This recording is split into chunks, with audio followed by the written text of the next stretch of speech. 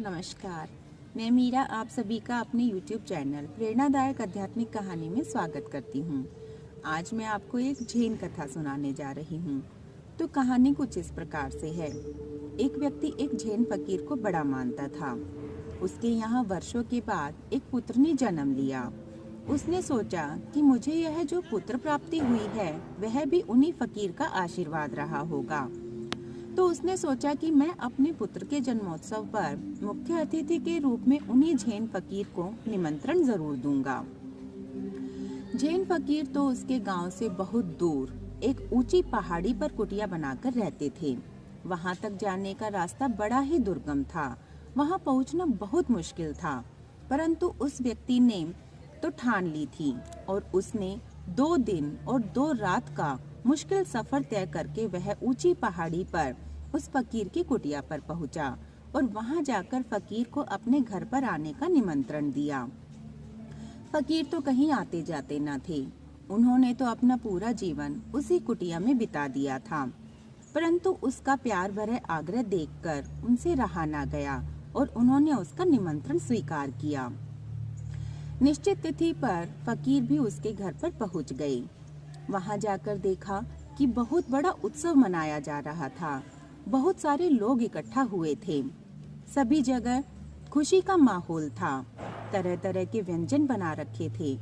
सभी लोग खान पान और नृत्य संगीत में लीन थे। जैन फकीर भी संगीत पर थिरथिरा रहे थे। चारों तरफ खुशी का माहौल था। इतने में ही जोर से भूकंप आया और सब कुछ कांप गया। सभी लोग बहुत डर गए। घर की छत, दीवारें, खिड़कियां जोर जोर से हिलने लगी। चारों तरफ अफरा तफरी का माहौल था। सभी लोग भूकंप के डर से अपनी जान बचाने के लिए घर से बाहर की तरफ भागे।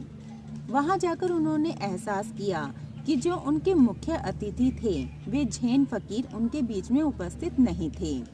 उन्हें लगा कि कहीं उनके साथ कोई दुर्घटना तो नहीं घट गई है।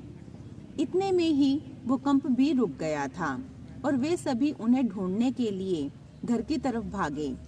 घर पहुंचने पर उन्होंने देखा कि जैन फकीर तो बड़ी ही शांत मुद्रा में, बड़े ही निश्चिंत होकर ध्यान में बैठे हैं। उन्होंने जैन फकीर से कहा कि इतना जोर का भूकंप आया था, सब कुछ कांप गया था और आप यहाँ पर निश्चिंत बैठे हैं।